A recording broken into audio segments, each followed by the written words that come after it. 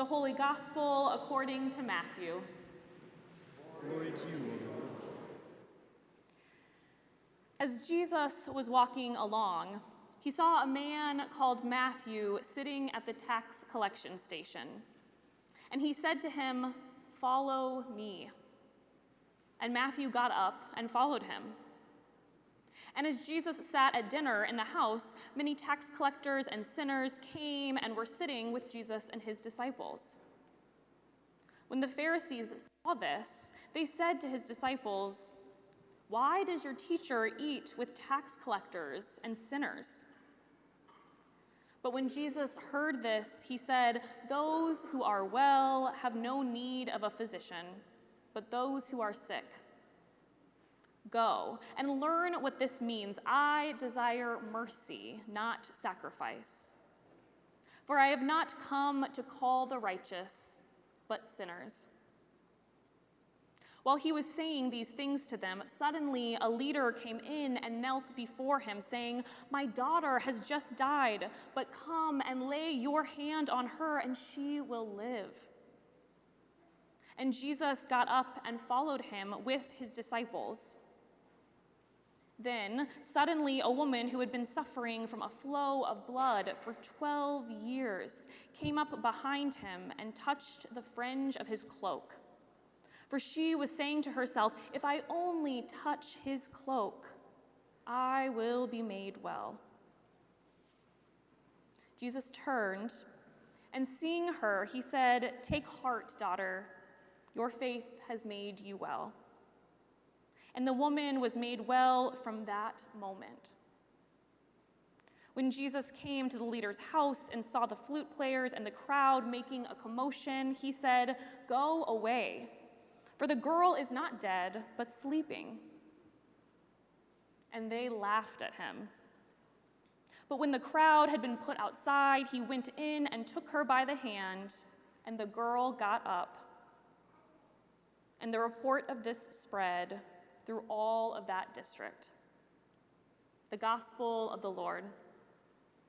Praise to you, O Christ.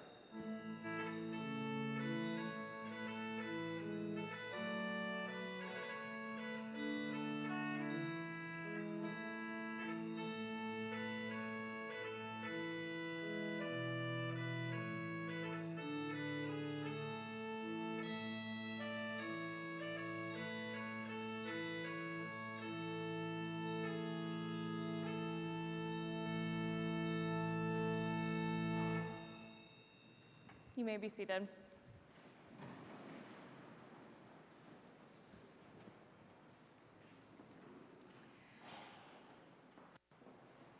Have you ever had one of those days where it feels like no one will leave you alone?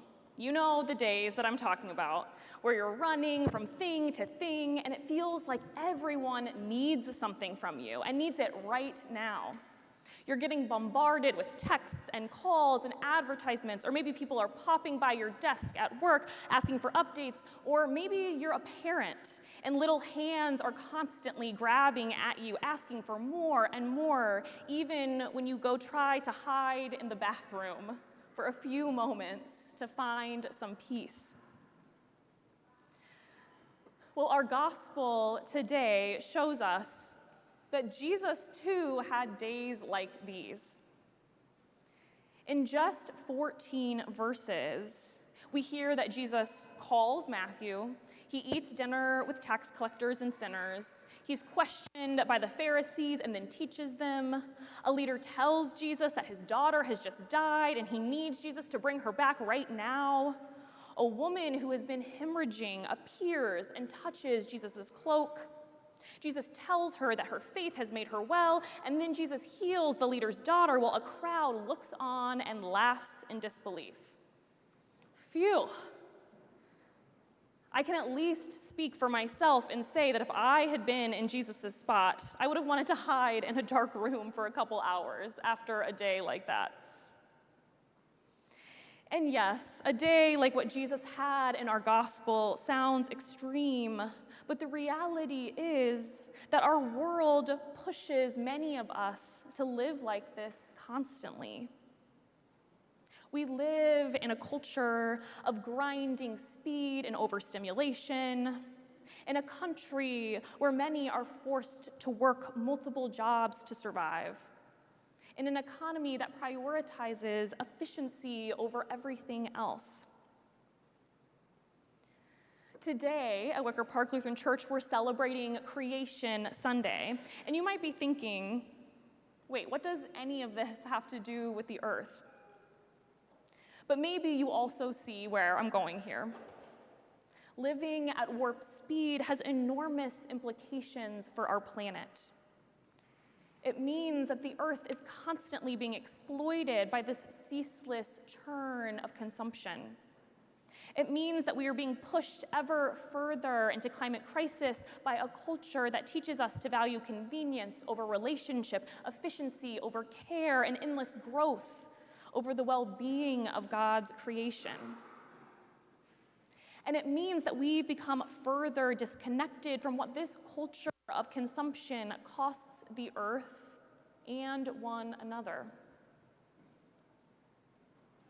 So when we read our gospel lesson today through this lens, it's tempting to imagine that Matthew and the other tax collectors Jesus is eating with are like the billionaire oil executives and the huge corporations who operate like a modern-day empire, whose policies bear responsibility for our climate crisis, who continually enrich themselves on the back of society's most vulnerable. After all, tax collectors in Jesus' time were viewed as traitors within Jewish society who worked for the Roman Empire and actively profited off of others' economic oppression. When we view this gospel story like that, we can understand why the Pharisees felt such righteous judgment. But I think a much more holistic interpretation of this story involves recognizing our own complicity. Because in our gospel story, the tax collectors are not the Roman Empire. No, the tax collectors are ordinary people stuck within the empire system. People who, even as they might have felt trapped within a system they didn't control, still benefited from it at the expense of their neighbors. And if we're honest, when we think about the climate crisis globally, most of us living in the United States fall into the role of tax collectors in this gospel. We aren't the Roman Empire. We aren't charting corporate policy or rolling back EPA emissions. And yet we still benefit from economic systems that rely on the environmental and economic oppression of the world's most vulnerable. We buy cheap goods made through extractive supply chains and prioritize a convenience and an efficiency that comes with costs we often ignore. Costs paid by communities living near data centers and refineries, costs paid by factory workers living half a world away, costs paid by those living in island nations whose shoreline disappears with each passing year. Like Matthew, we are entangled in a system we didn't choose, and yet still a system that we benefit from on the backs of others. And that reality can lead us to despair. But the good news for Creation Sunday and our gospel today is that Jesus calls Matthew anyway. When Jesus sees Matthew, he doesn't deny the harm of the system that Matthew is a part of, but he also doesn't reduce Matthew to that system. Jesus doesn't say, once you've untangled yourself completely, once you're completely pure, then you can come follow me. Instead, Jesus looks at Matthew just as he is and says, follow me. Jesus looks at Matthew and all of us in our complicity and brokenness and begins not with shame, but with an invitation. Not with the expectation of perfection, but with a call toward discipleship. This is an incredibly important message for us to hear as we face the climate crisis. Because I think so many of us feel stuck, caught between guilt and a sense of paralysis. We know that our lives are bound up in systems that do incredible harm to the earth and to the most vulnerable, and yet the crisis is so massive, so out of our own individual control, that we don't always know where to begin. It can become easier to look away or to numb out. And like the Pharisees in this story, there are many voices in our world that make us feel that if we can't respond to the climate crisis perfectly, there's no point in responding at all. But Jesus still says to Matthew, "Follow me," and shows Matthew a different way to respond to the systems he's entangled in. He tells the Pharisees, "I desire mercy, not sacrifice." And then he goes on to demonstrate that mercy again and again when in the middle of a frenzied and hectic day, in the middle of that type of day so many of us have experienced, he doesn't prioritize efficiency. Instead, Jesus continues to stop. He stops to call Matthew.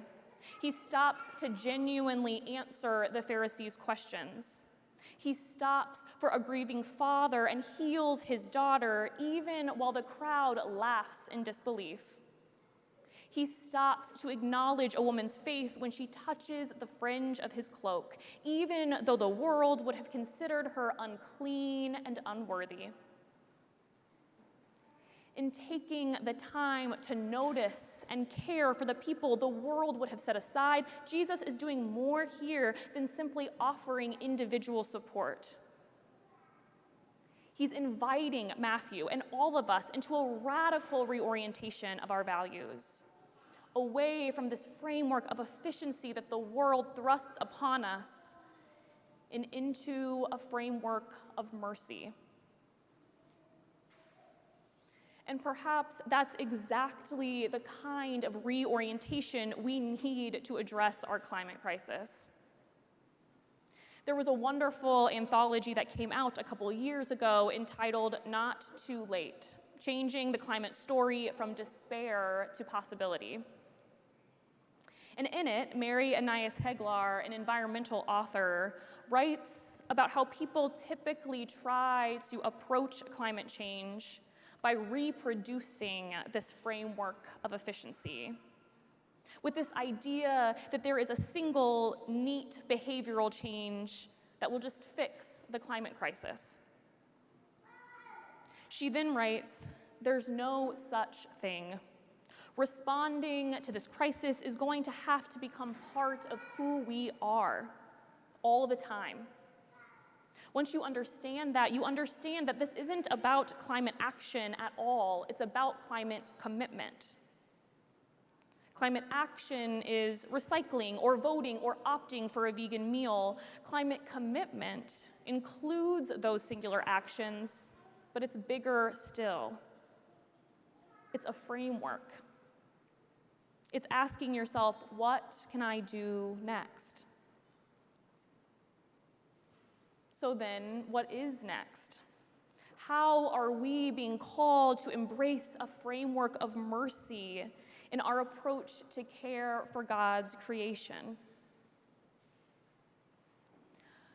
I think part of reorienting ourselves to this framework of mercy is recognizing that if there is no one efficient solution, then we deeply need one another. Heglar points out how harmful it can become when we think we have to do it all, do it on our own, and do it perfectly. Instead, she writes, "Do what you are good at. If you're good at making noise, make all the noise you can. Go to climate strikes, call your representatives, organize your neighbors, vote, join something bigger than yourself, because this is so much bigger than any of us alone. If you're raising children, teach them to love the earth and to love each other. Teach them the resilience that shows up as empathy. She then says, the artists that I spoke to lamented the fact that they weren't engineers or scientists or some other type of expert. But as I told them, it is not their job to design the policy plans for rapid decarbonization. We have people on that. As the writer Tony Mombara once put it, the role of the artist is to make revolution irresistible. Make no mistake about it. Overthrowing the fossil fuel industry is nothing short of a revolution, a rebirth. We need a whole new world. And we, every single one of us, has a powerful role to play as a midwife in this rebirth. Heglar's words help us understand that to create a whole new world, to overthrow this empire, we cannot reproduce its logic, its emphasis on certainty and efficiency. Instead, we are invited to face the climate crisis together, embracing a framework of mercy and commitment. Instead, we are invited to continue showing up, continue paying attention and stopping and taking the time that Jesus did in our gospel today. We are invited to continue using our gifts to care for one another and for this world that God so loves. Today, our gospel invites us into a faith grounded in this framework of mercy, a faith that is perhaps best demonstrated in the man who, though his daughter was dead, still believed that Jesus could bring her to life. A faith that is best demonstrated by the woman who, though she had suffered for 12 years, though she had every reason to doubt, still trusted that if she reached for the hem of Christ's cloak, her entire world could be transformed.